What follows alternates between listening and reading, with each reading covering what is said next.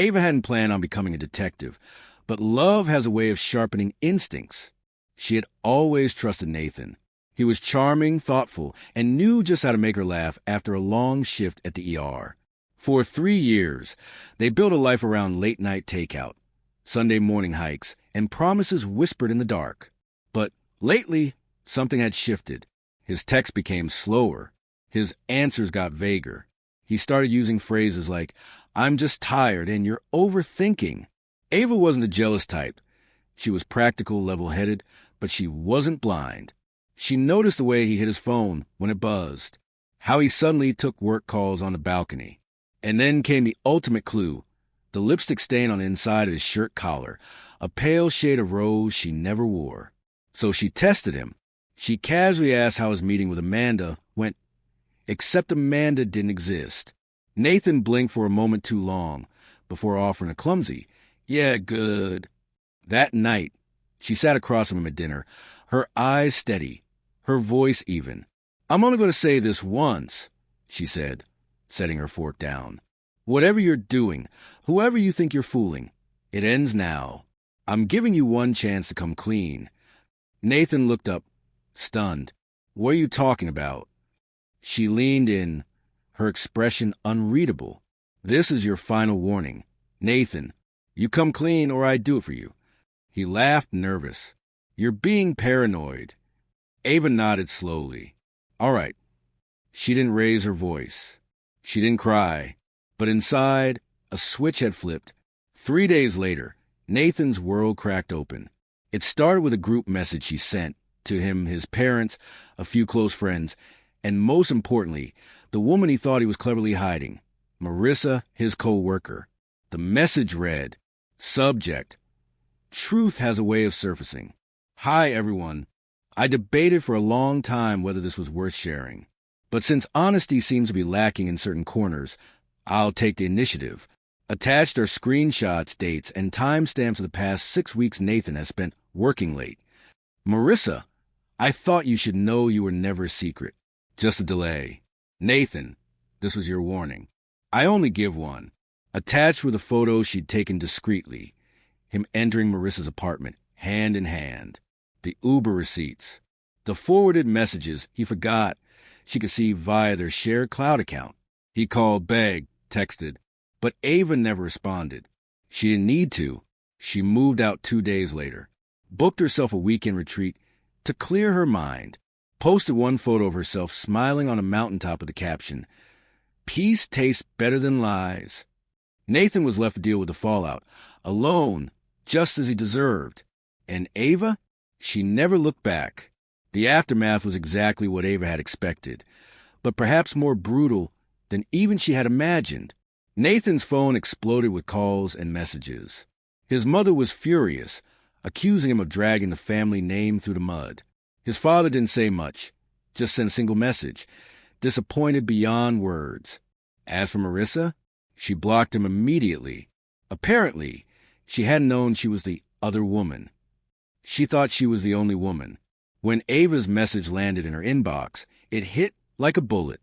In one swift move, she screenshotted Nathan's desperate text to her and added her own, then posted it all to her Instagram story with the caption, "When you find out you were Plan B, bye, Nathan." It went viral in their small city circle. People from Nathan's office whispered in break rooms.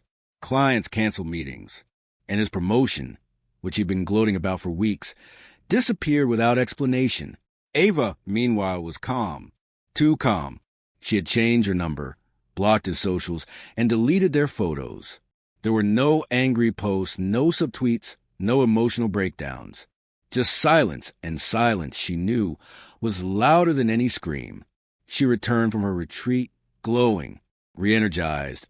She picked up extra shifts, joined a Pilates class, and finally went on that trip to Lisbon she'd been postponing for Nathan's convenience.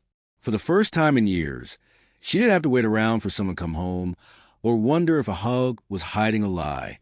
Her friends rallied around her, offering wine nights and spontaneous road trips.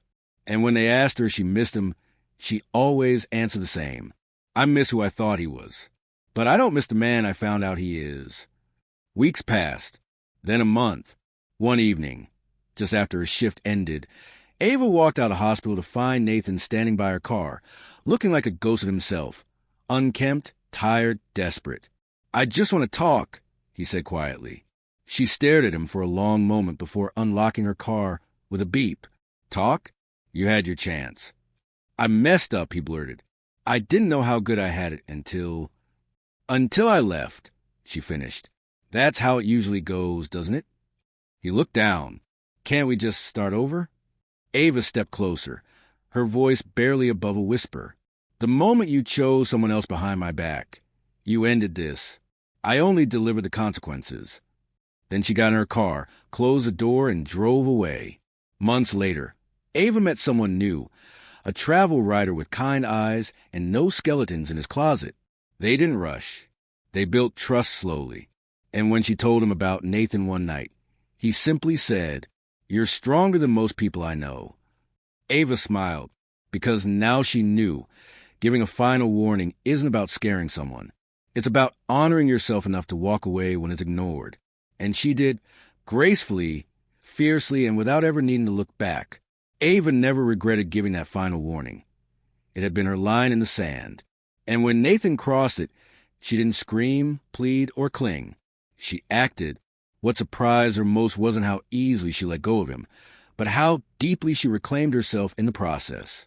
One evening, months later, she stood on the balcony of her new apartment. A cozy space filled with plants, soft jazz, and books she finally had time to read. As the sun dipped below the skyline, casting golden light across her face, her phone buzzed with a message from someone who actually made her feel seen. No secrets, no games, just peace. She exhaled, smiling to herself, because the truth was, she didn't need revenge or closure or even apology. She just needed the strength to choose herself, and she had, and that was enough. Ava leaned on the railing, watching the world below continue without hesitation. People walking their dogs, headlights threading through traffic, laughter echoing from a nearby rooftop bar. Life moved on, and so had she. Her phone buzzed again. This time it was a photo from Elias, the travel writer she'd met at a bookshop, who had asked her, without any agenda, "What's the last thing that made you feel alive?" He never tried to fix her or rush her healing. He just showed up, consistently, kindly. The photo was of a quiet beach in Santorini, where he'd flown out a week ahead for a story. The caption read, "There's a spot here with your name on it. Flight's booked if you want it." Ava didn't need to think long. She smiled as she typed, "Send the details. I'll pack the dresses you like." She turned inside, pausing briefly to look at the vision board she had made after leaving Nathan. One photo stood out, a quote she had cut from a magazine and pinned with quiet defiance. "Be the woman who walks away the moment she's no longer respected."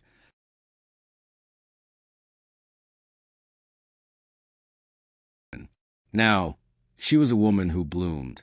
Ava didn't just survive heartbreak. She transcended it. And as she boarded the plane 3 days later, sun-kissed and glowing, she thought back to that final dinner with Nathan, the one where she offered him truth and a choice. He chose silence. She chose freedom. And in the end, freedom always wins.